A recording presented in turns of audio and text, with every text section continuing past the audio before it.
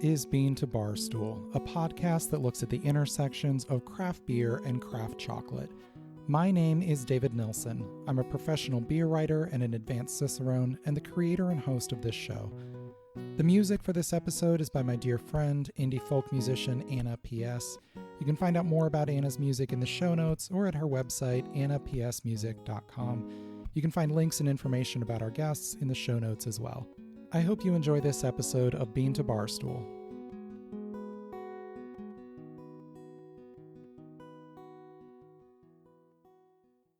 When you descend the steps into the underground Tender Mercy bar in the Webster Station neighborhood of Dayton, Ohio, and step into the dimly lit and smartly appointed cocktail lounge, you could be forgiven for asking yourself, am I cool enough to be drinking here?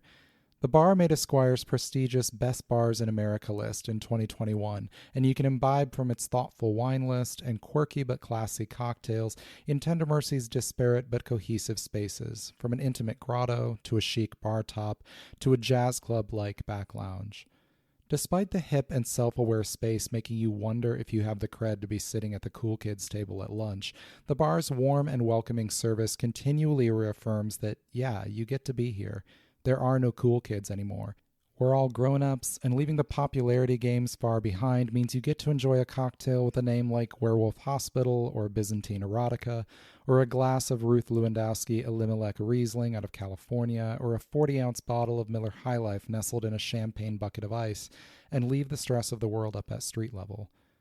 Upstairs from Tender Mercy is Sueño, a restaurant that explores what Mexican food is and has been and will be under the guidance of James Beard-nominated executive chef Jorge Guzman.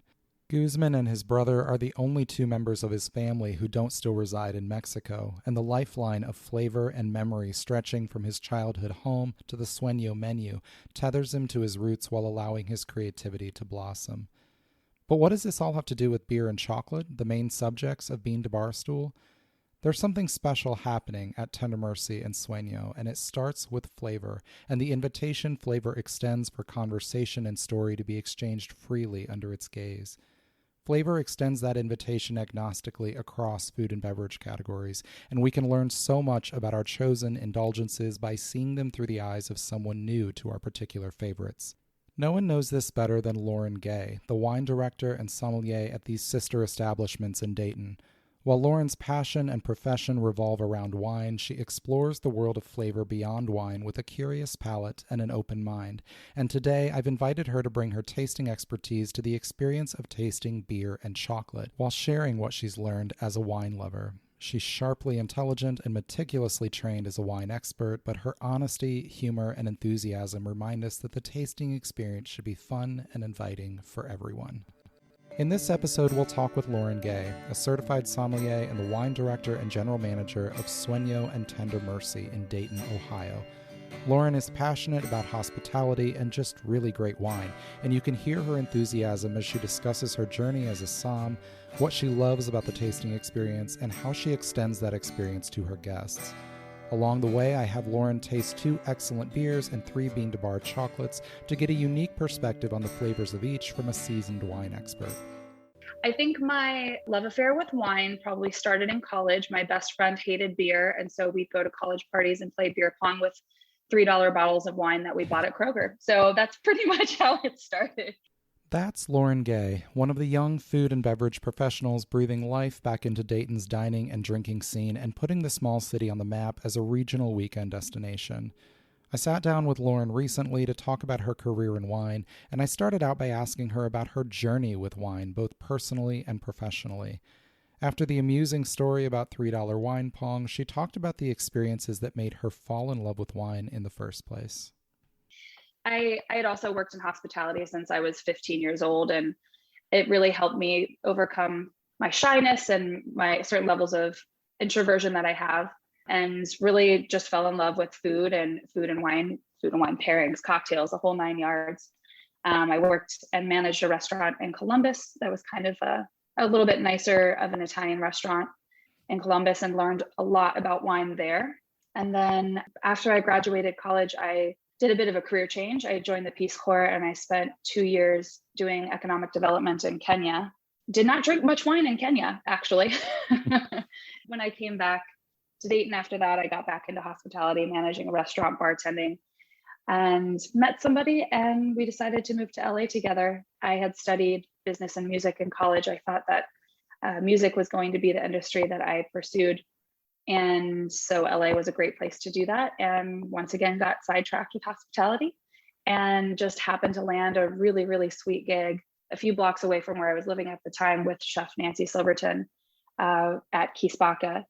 It's a little, I don't know, maybe 40 seat max capacity, family style Italian meat-based restaurant. So it's part of the Mozzaplex, all Italian based. Spaca was such a wonderful experience for me, and everybody that I worked with was so super passionate about everything we were doing. And I had the opportunity to work with a few somms there that saw my interest and saw my curiosity and took me under their wing and, you know, came to my house and did blind tasting with me, and just randomly throughout the night of service would just give me little training sessions or tidbits of knowledge. And it was a very female-led management team there. You know, it was led by Chef Nancy Silverton. Our pastry chef was female. Our wine director was female. And both of the somms that I got to work with were women as well. And that's kind of atypical for the industry.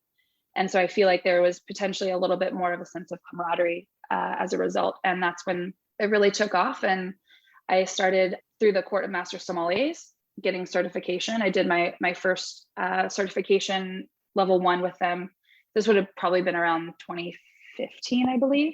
Yeah, it just propelled from there. My boyfriend at the time, he was a bartender and now a beverage director, but we had been saving up money. We thought we were going to go on a vacation and couldn't decide on where to go. And, you know, blink of an eye had passed and we're like, man, we actually have a sizable chunk of change here. So we just decided to sell everything, get an RV, and go on an extended road trip, exploring the country for all things alcohol related, looking for kind of off the beaten path things, very geographically specific and culturally relevant alcohol traditions. So drank rice wine in the Carolinas made by the Gullah people, went to all different types of wineries in Texas and New Mexico, a really wonderful brewery in Texas actually as well, Jester King, which became my all-time favorite from then on. So it was really wonderful. We started a blog, we did a lot of videos, we had the opportunity to work with some media companies to produce content for them as well,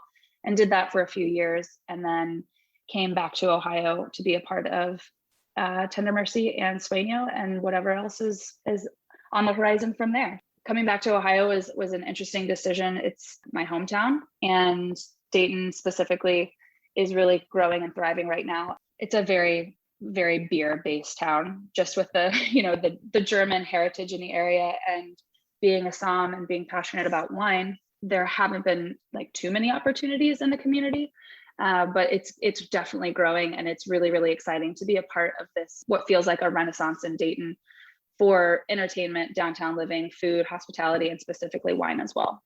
Absolutely. So going back to the early days when you were getting into wine, was there a particular bottle or a tasting experience that was kind of an aha moment for you, where you realized this was more than just what you were going to drink when you were drinking?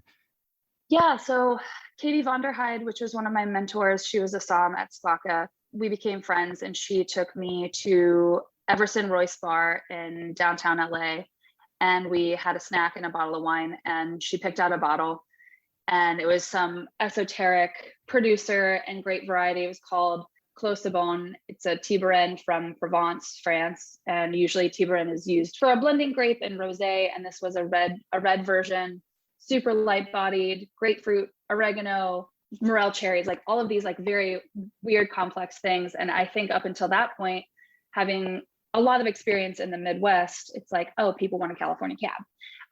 They want a Sauvignon Blanc. It's, you know, these very basic things. And then being like, oh my gosh, there's so much more on the world of wine. You can spend 10 lifetimes studying it and still not even begin to grasp even just the grapes of Italy, for example.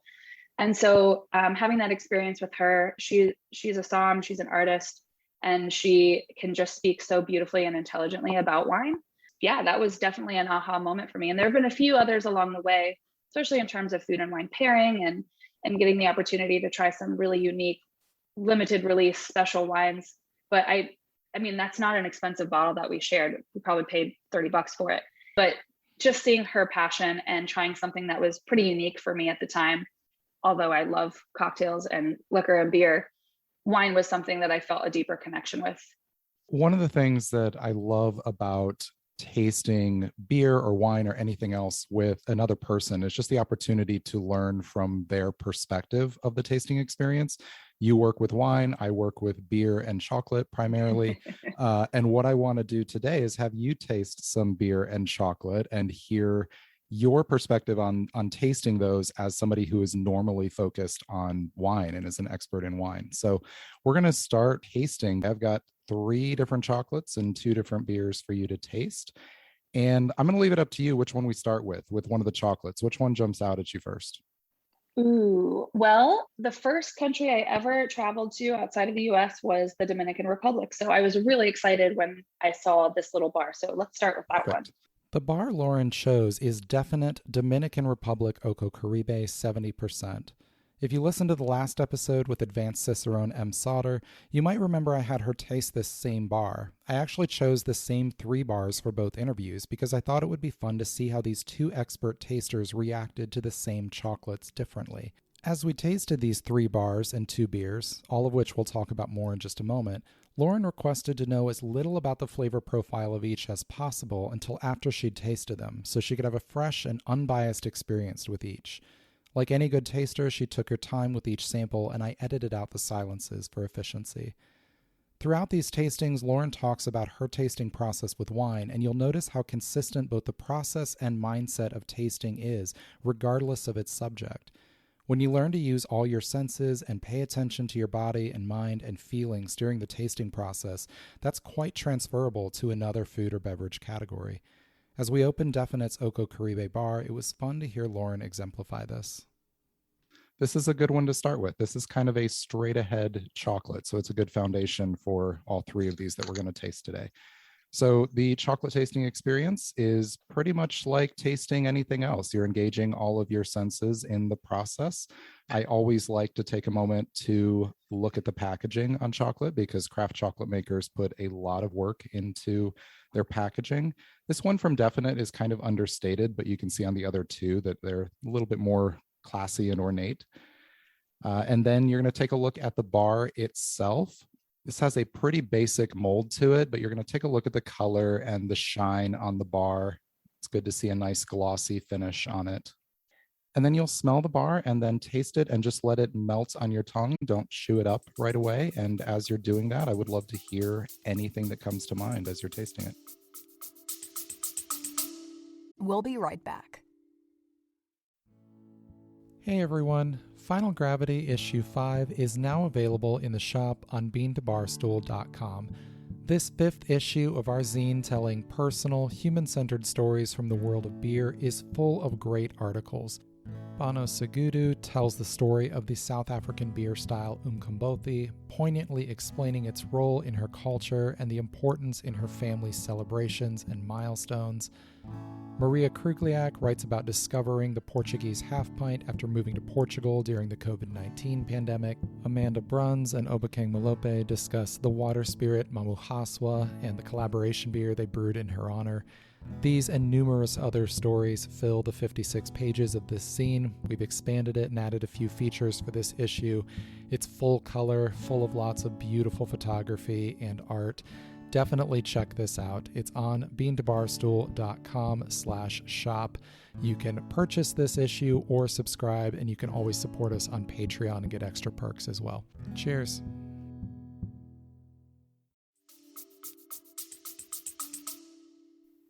So something that I notice is it's melting kind of slowly. Mm-hmm. Well-made chocolate is going to melt at a higher temperature than the supermarket chocolates that we're used to eating. It has to do with the tempering process. They melt it and then cool it back off and melt it again. And doing that multiple times creates some longer chains in the chocolate that prevent it from melting just on your fingers. So it will take a little bit longer to melt. It's also 70%, and I find it to be not very bitter or astringent. It's still really, really rich and almost creamy. Very evenly keeled. No harsh tones kind of pop out. I don't know, when I taste wine, a lot of times I kind of feel like it's more shapes So like a wine can be round, or it can be sharp and angular. It can be, they can be like prickly or thorny or something like that. So I feel like they're kind of, I taste in shapes, I guess. And so this to me is just very like rich and flowy and round and smooth and like elegant. That's funny. I will do the same thing, and it is so hard to translate in that into like a useful. It's fine to say that when you're just tasting for yourself, but then you're trying to give something helpful to somebody, and it's like, I don't know, this is sort of angular. Does that help? Yes. Yeah. It's like I'm John Mayer, you know, I like hear music and colors, you know. There you go. Yeah. Synesthesia. And too, like something that when you drink wine, you always talk about the finish and how long after you've swallowed the wine does it linger in your mouth. And I swallowed this chocolate over a minute ago and I can still taste it. It's got such a long, beautiful, graceful finish, which in the wine world is a sign of a really, really elegant, well-made wine. So excellent. Dominican Republic is a pretty prominent origin within craft chocolate, and most Dominican chocolates are known for having a bold but balanced acidity, like a little bit of fruitiness, like a berry-like note to them.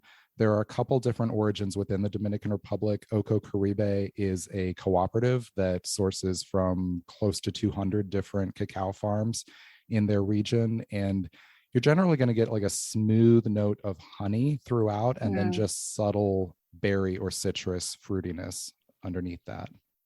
Okay, now I'm going to eat more now that you said that. And then a question.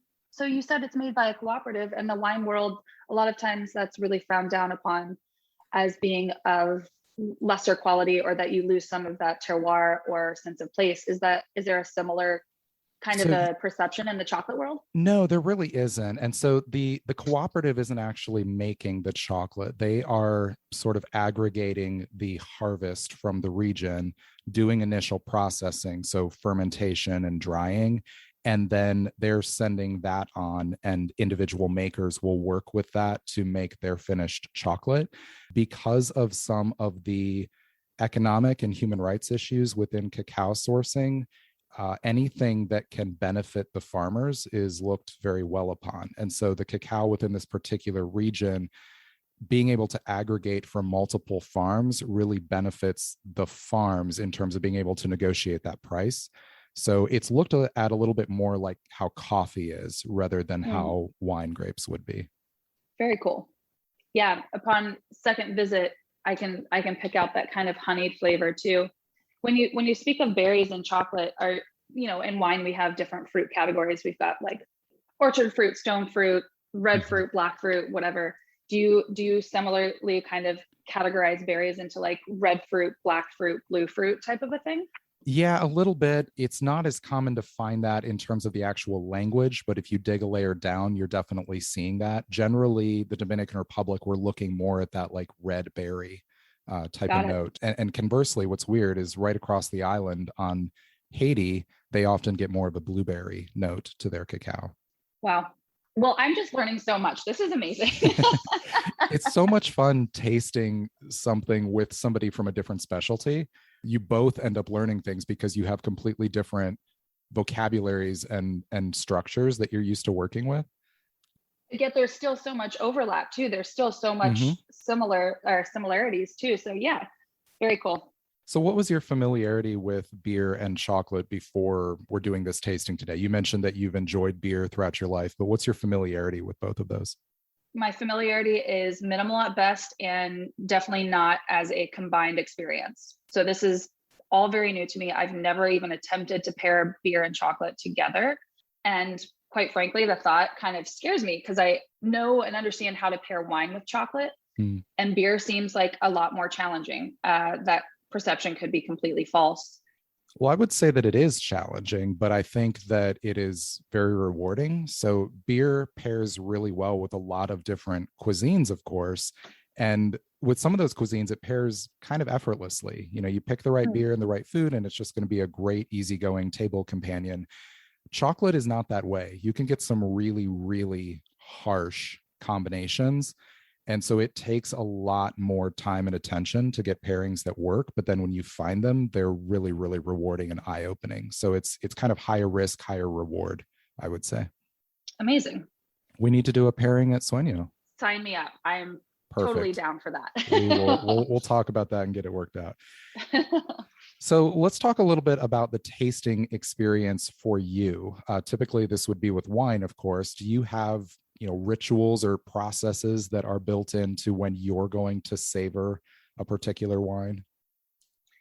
For sure. And I think part of that comes from your school of training, whether you trained through the Wine and Spirits Education Trust, the Court of Master Sommeliers, or just with a mentor. A lot of those processes and rituals are kind of absorbed. I've done WSET and CMS, and I definitely lean more towards the processes of the court, just because I have worked so much in service, and their education is very much service based. So they have tasting charts. I've taken blind tasting classes through the court. And so I've really I mimic the processes that they teach. I mean, everybody has their own little spin on how they actually, look for acid or alcohol levels in a wine, or, markers that kind of indicate typicity for a certain grape variety, things like that. But my process is probably very similar to a lot of other people's processes. So when you first pour a wine, the very first thing you do is you look at the color. You try and find a flat white background to tilt the glass over and look directly above down to the white sheet to see the color. You're going to look for opacity, color, turbidity, if there's any kind of haziness to the wine. And I'm sure these are all things that you do with beer as well. Right. Yeah. There's so much overlap between kind of anything that you're tasting. And then next level would be to sniff, and then give it a little swirl, sniff again. Wine spends a lot of time in an anaerobic environment in a bottle, and adding and incorporating air into the wine really releases a lot of these esters and aromas and things like that. It volatilizes the alcohol and really just opens it up. So anybody that just takes a sip straight from the glass, you're really not maximizing the experience. So you got to get a nice swirl, stick your nose deep down in the glass, give it a nice whiff. So much of the tasting experience actually comes from smelling versus actually putting it in your mouth. So you never want to skip that step, because you're going to be detracting from the overall experience. And then obviously sipping, you can make that obnoxious gurgling, sucking sound that Soms do. That's so gross. But once again, that's just incorporating more air into the wine. And you want to make sure that you're maximizing contact of the wine to your mouth, with your gums, with your lips, with underneath your tongue, all around your mouth, because just knocking it back and drinking it once again, you're not going to fully subject all of your taste buds and all of these different parts of your body that can experience these taste sensations. So swirl it around your mouth, let it linger for a little bit, and then swallow, and then sit on it and think about it. I think wine was very challenging for me when I first started tasting, and I thought that I just didn't have the skill, but really I just wasn't thinking about it. I think especially in America, but for so many people, eating and drinking is a means to an end. It's not necessarily about the experience. It's about getting food and nourishment. And especially if you work in hospitality, it's doing it as quickly as you possibly can, because you're probably shoveling down family meal, standing in the corner of like the dish room somewhere during service. So it's a bad habit that a lot of people need to untrain. And so just taking the moments to savor and actually just sit with the experience and think about it, I think has been maybe the most revolutionary skill that I've taught myself. And then, there's different things that I do to kind of gauge tannin, sugar, acid, and alcohol. Since those structurally, if you're going through the process of blind tasting, those structural elements are the most key and informative pieces of information to help you assess the wine, determine where it came from, what kind of grape variety is, and furthermore, what it's going to pair well with. So when I swallow wine, the first thing I do is I leave my mouth open for a little bit. However much saliva collects on my tongue is usually an indication to acidity. And the more your mouth salivates, the higher the acid is going to be in the wine. And there have been times where I really have struggled with acidity based on how much sugar is in the wine too, because they cancel each other out. Sure, yeah. Riesling is a great example of a very high acid wine that a lot of times they leave some residual sugar in during the fermentation process to kind of balance out that acidity. So it might have a little bit of residual sugar, but you can't tell. or, it might have an extremely high acidity, but it doesn't feel that way. It doesn't taste that way. So it's better to see how your body reacts, because that is a more firm indication of sugar and acid levels. Same with alcohol too. Once you swallow the wine, you can feel if it's a red wine, you can kind of pay attention to your tongue and your cheeks and your jowls. And if they're clenching, if you can feel that tightness, that's going to be an indication as to how high the tannins are. Once you swallow, if you take a little breath in, and you can kind of feel the burn into your esophagus, the deeper it goes, typically the higher the alcohol is going to be. So all of these bodily reactions are what I try to pay attention to assess the structure of a wine. And like I said, this isn't just a party trick to, identify a wine without knowing what it is. All of these things are very valuable if you're creating a wine list and trying to come up with great pairings with dishes that you also have on your menu. Sure. So what you talked about with sitting and thinking about what you just tasted is really interesting to me. And we talk on this show a lot about the way that our memories and emotions interact with the tasting process. And when you're tasting a wine and you're sitting and lingering on it and thinking about it, do you have a particular process or paths in your mind that you follow in order to kind of access that emotional response, or those images that come to mind to kind of bring those to the front of your mind? I think that's an interesting question, because you're correct. There is so much emotion and memory and feeling based up and wrapped up in the tasting process. And being trained to blind taste kind of separates you from a lot of that stuff. So a lot of times when I'm in the tasting process, I get into test mode where it's like, okay, I have 2 whites, 2 reds, 30 minutes. I'm going to identify, region, tannin, acid, alcohol level, potential grape, quality level, and potential age. And so you get in this almost formulaic way of tasting things where you're sitting with it to try and assess all of these things. And it's literally checks in boxes and circles of multiple choices. And, it's a very mathematic, scientific versus an emotional, like poetic way of approaching. And so I think a lot of times when I do taste, I get into that mode of essentially assessing these things. And after I do that kind of initial assessment of like, okay, this is, a low alcohol wine with low tannins, high acid, crunchy red fruit, probably from the New World, something like that. Then the next thing I try to think about is, do I like this wine? Like, how do I feel right now? Am I actually enjoying the process? Because you can hate a well-made wine and still recognize that it's well-made. It's just not your cup of tea. But the most important experience of eating or drinking something is, are you enjoying it? Do you take a sip and then want to go back for another sip? Is it tasty? That's really it. So I think after kind of going through that scientific process, the very next thing is just like, am I enjoying this? And I think that's when those emotional connections and memory triggers.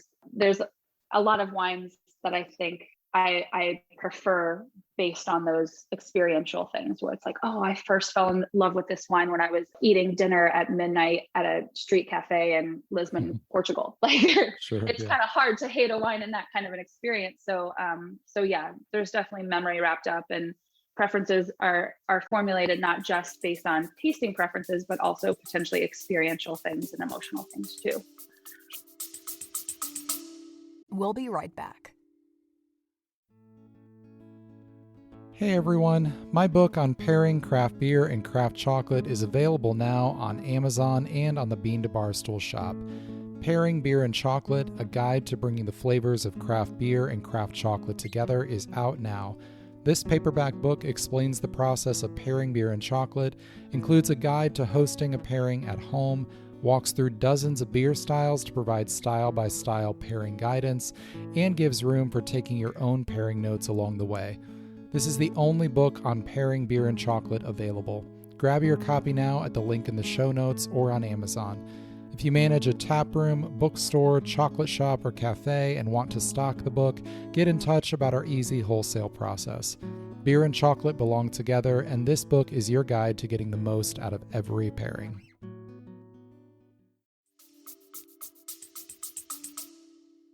Well, with that in mind, let's taste our first beer then. We've got 2 different beers that are both from Chicago breweries, Odious Cellars Ruby Perspective and Is Was Tree Tipper. Both of these are mixed fermentation, so they're going to have some acidity and funk to them. Do you have one that you'd like to start with? Let's do the Ruby Perspective. Okay, cool. So I'll let you get that open and pour yourself a little bit. Odious Cellars focuses exclusively on mixed fermentation and barrel aged beers. This one in particular is aged for 12 months in neutral wine barrels.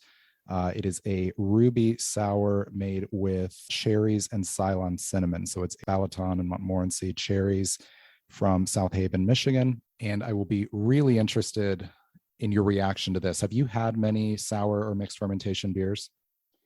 I've had a few mixed fermentation, and I do love sour beers. Yeah, I love sour beers. I think a lot of people that work in wine prefer an acid driven wine. And so that kind of parallels into the beer world. And I do love sours. I was curious if that would be the case or if it would be the opposite, where it's kind of like an uncanny valley of this is close, but it's not wine, and like you might have like that negative reaction. No, not at all. Well, first off, it's a beautiful color and it smells so good. Mm-hmm. And it's also, okay, it's funky too. And I just, in terms of the wine world, I love a little bit of funk, a little bit of that like barnyardy Brettanomyces. I love that. I'm excited to try this. Yeah, it was kind of the boogeyman of the wine and beer world for so long. And now it's like, this actually tastes really good when it's in the right vehicle. Yeah. So I'm just going to assess it like I would a wine. The color is really, really cool. It's almost like a peachy orange marmalade kind of a color.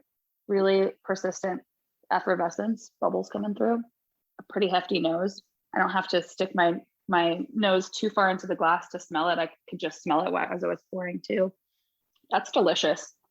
That's so good. It's almost like you knew what kind of beer I already liked. I guess. Yeah, that's so good. It's very acid driven, a little bit funky. And I really enjoy natural wines too. And I think there's a perspective that all natural wines are extremely funky, and some of them are, but there's some natural wines that I've put on my list, and I train the team on them, and they're like, this tastes like a beer. So I feel like those kinds of wines can kind of cross into that beer world, especially sour beer world. So this in some ways actually does remind me very much of a wine. Cool. I really like here the way that the cherry works with that funk. It kind of pulls out that meatier cherry note from it. It's not like those higher bright cherry flavors. Yeah. And it's interesting. It's aged 12 months in neutral wine barrels. So I love that. I love neutral barrels more so than the new French or American barrels. It adds structure and mouthfeel, and I'm assuming it does the same thing for beer as well. I also, and I'll confess, I'm not actually tasting this with you right now, but my memory from tasting this the last time is that it had this kind of curious little note of like dill or another herb, like real lightly. Yeah, I can pick that out, and a lot of times dill, coconut, that kind of flavor can come from barrel aging as well. So I wonder if that would be a side effect of the aging process, or if that has something to do with maybe the influence of, the cherry or whatever other flavoring components they're using. Sure. And it wouldn't take much to kind of ride on that acidity. I feel like dill is going to get pushed up by that acidity. Yes. Yeah. Okay. Now that you say it, I know that the power of suggestion is alive and well, but now that you say that, I do very much get that just kind of on the finish. And it's 5.6% alcohol, which is kind of a good sweet spot. I typically don't prefer super high alcohol, anything, beer or wine, can kind of just overwhelm the experience. And so I think that it's balanced in my opinion. And yeah, this is fantastic. Well, good. I'm glad you enjoyed it. So we talked already a couple times about the fun of getting to taste with another person, and specifically another person from a different tasting background. Can you talk a little about that in your own life? Like, what has been the influence of tasting with other people, not just in an educational scenario where somebody else is teaching you something, but where you're just tasting with another thoughtful taster and kind of getting their sense of things? What role does that play in your life as a wine lover and a wine professional? Yeah, I mean, from the very beginning, tasting with other people was extremely intimidating to me, even if it was just going out with a friend to a bar and doing a wine tasting. It's been intimidating for a very long time because I think, especially in the wine world, to be honest, people can be very snooty. and very competitive. And at times it's been pretty discouraging, especially when you're first starting out in any kind of educational pursuit, to feel like you don't know anything and have people maybe belittle you intentionally or unintentionally. It can be a huge deterrent. And there have been times where I'm like, is this really even the kind of the world that I want to be in? And so very early on, tasting and calling things and people saying, no, this isn't a buttery wine. There's no mallow in it. It's like, okay, well, that may be true, but maybe that's not a very educational, progressive way of going about it. And so I think just getting the confidence to be able to taste, and also the confidence to be wrong and know that that's totally fine. And that's how you learn and that's how you grow, was like step number one for me. I've always been a little bit anxious, nervous of a person. So overcoming those feelings of inadequacy and just knowing that you're not going to learn or grow or enjoy anything until you just get in there and do it, and you're going to make some mistakes. So that was a huge thing for me. And, whether it's in an educational perspective, I mentioned doing like blind tasting courses and studying, and I still have a wine group that I taste with whenever our schedules align. Or if you're going to a wine show or a wine festival and you're just with friends and you're hitting up different booths and tasting things, I think it's always very rewarding to be tasting with other people. They will always point out things that you don't notice. They'll challenge you.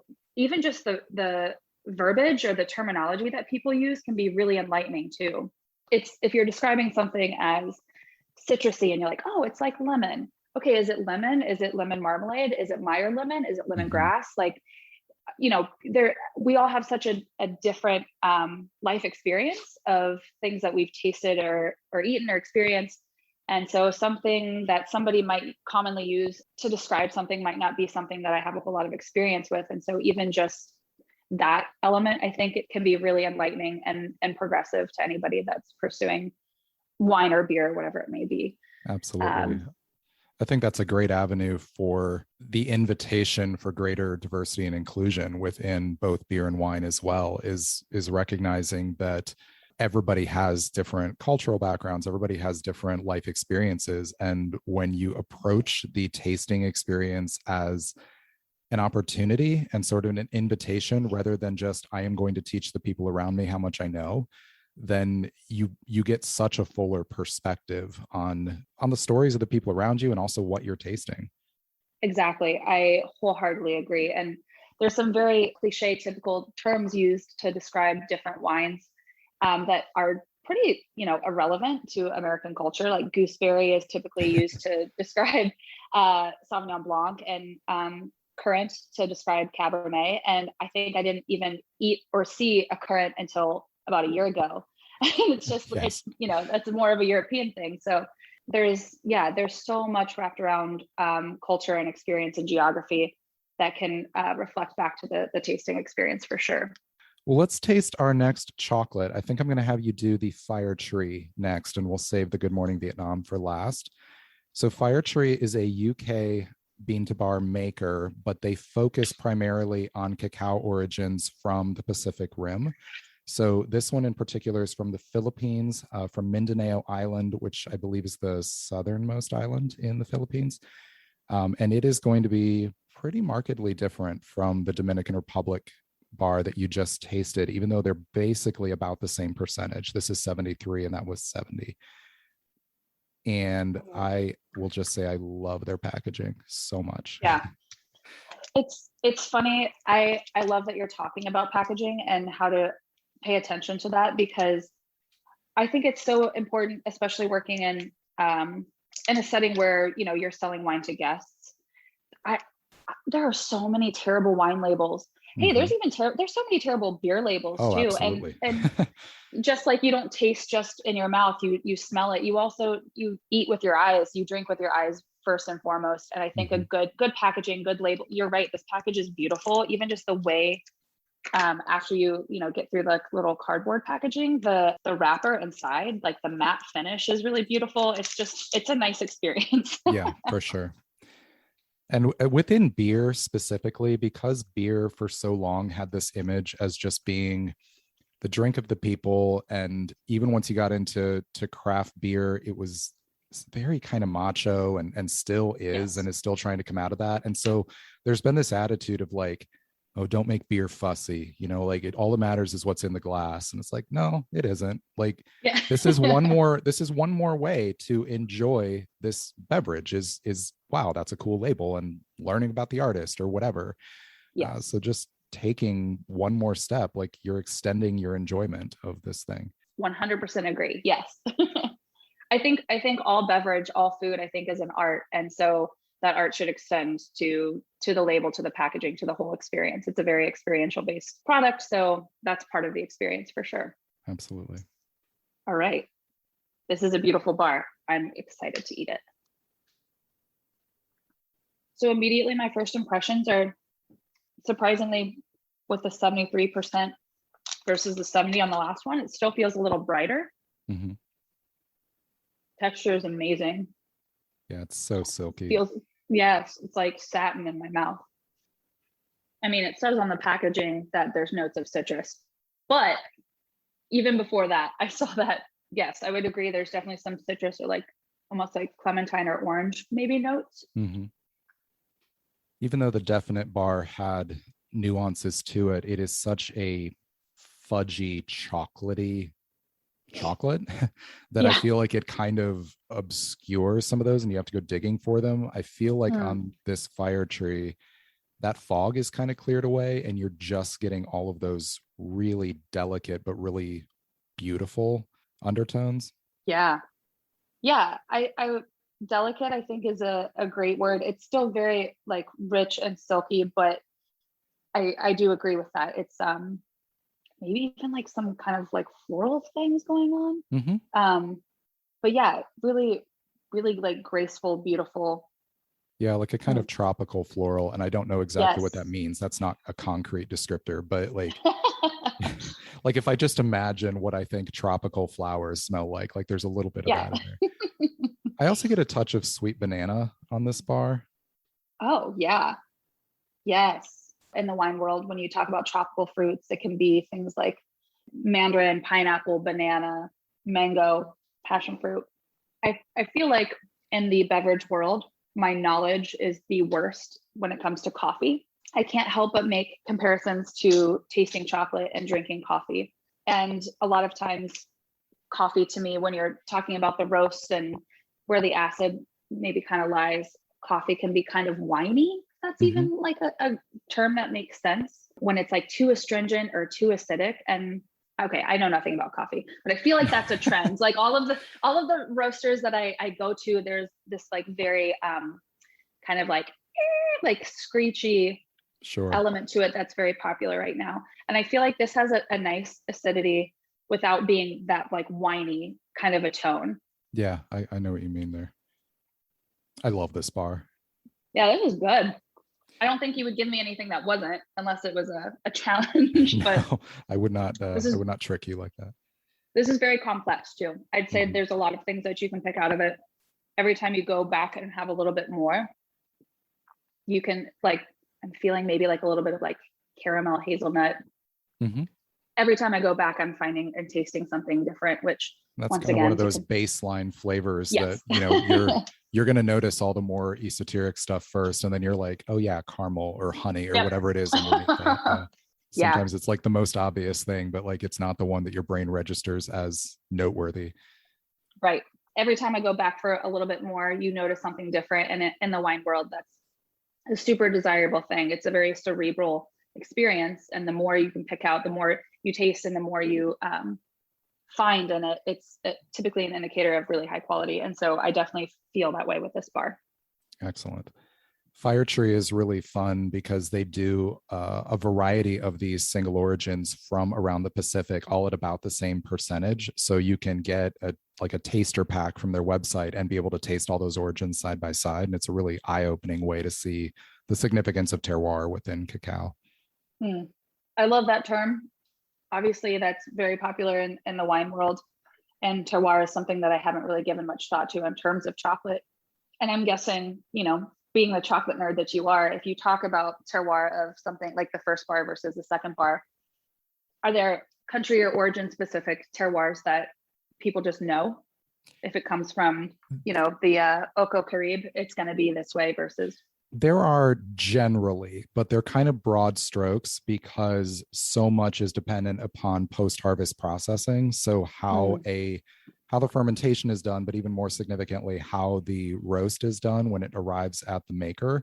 So it's more like coffee in that way, where you can kind of give some general, this origin is going to have these general characteristics, but it's not going to be as super specific as I feel like it might be in wine. Okay. So yes, like you can talk about, Madagascar cacao is known for being very bold and like acidic and bright red berry and stuff like that, but it's not going to be as consistent and as molecular. Interesting. Well, let's go ahead and jump right into our next beer then. We're going to try Was Tree Tipper, and this is an interesting one. So this is a conventionally brewed saison with spruce tips and honey, and then it's bottle conditioned with Brettanomyces. So this is not going to be sour. You're going to get a little bit of acidity from the fermentation, but that's honestly probably going to be pushed more than anything by how dry the beer is. But you're just going to get the fermentation character of that secondary fermentation with the Brett. It's got a really beautiful head to it. Very aromatic.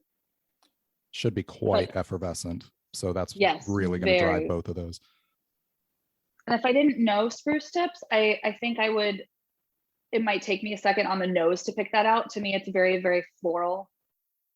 Spruce tips can vary so wildly in what kind of influence they'll have. Sometimes they're smoky, sometimes they're piney, sometimes they're fruity, floral. Yeah, and I feel like the nose and the palate are quite different. You are so spot on. It is very dry. And getting so much floral aromas on the nose, the dryness is kind of shocking. Yeah. The saison, even conventionally brewed with just Saccharomyces cerevisiae, is a very highly attenuated style to begin with. So it starts out dry, and then when you add in that Brettanomyces, it just gobbles up any last sugar that's remaining. Yeah. And you end up with this bone dry beer, which is still super refreshing. Mm-hmm. Mm-hmm. And delicate. Once again, a pretty long finish. The dryness immediately hits you, but even after that, you get that lingering piney kind of sprucey quality to it as well. Yeah, for sure. Do you get any kind of fruitiness from the spruce? I remember picking out a little bit of like pink grapefruit from it. Yes, definitely. Yes. Yeah, definitely like grapefruit, tart grapefruit. Even on the nose a little bit too. And the dryness is going to be accentuated even more because of the honey. Ironically, they're adding that honey pre-fermentation. So that's going to be 100% fermented out and isn't going to leave behind any kind of long chain sugars from like a corresponding amount of malt if they had used all malt. So that's going to dry it out even further. It's about as dry as a beer can get. Yeah. And so as that relates to pairing, I mean, beyond just chocolate, how would you relate that to what you would want to pair this with in terms of food? Sure. So I would want to do some testing with something that is this esoteric. Once you start throwing in extra ingredients, I mean, you've got to start, you have to test drive that more than, if you just gave me a standard pale ale and said, what would you put this with? I would probably love to see this with a bloomy rind cheese, I think. Ooh. I think that first of all, that level of effervescence is going to really like scrub that off your tongue and kind of fill it with air. And then that little bit of funk is going to work so well with the mustiness of the rind itself. So I think that would probably be my first place that I would start. And then I would want to think about it a little more before I actually did a dish pairing. Yeah, that cheese, that is a very, very, I'm into that. Especially, you're correct. The effervescence, it's like, I would compare it to a well-made champagne. It's just like the mousse is so rich and thick, but also the dryness. Yeah, it's very thirst quenching and refreshing. So thinking about texturally how this plays in your mouth and how you would pair that with potential food, I think that's brilliant because, I mean, this is beautiful beer. Okay, the most interesting, the most interesting part of it to me is the texture, like how it feels in your mouth, because that is very unique. For sure. So you talked about coffee and not feeling like you have a great handle on coffee, but with some of those sensory characteristics that you picked out, this is going to be a lot of fun then. Belvy's Good Morning Vietnam is a single terroir bar made with cacao and coffee from the Lam Dong province of Vietnam. So Belvy is a Vietnamese maker. They do all Vietnam origins. And in this case, the coffee and the cacao are both grown in the same region together. They're often crops that can actually be grown directly together. Coffee being more of a shade crop, it can grow in a cacao grove shaded by the cacao. And it's a way for farmers to extend their income throughout the calendar year instead of just waiting on a single harvest. So this is a really, really fun bar. Once again, it's beautiful. I feel like I just won the ticket to Willy Wonka. Got that gold foil inside. Yep.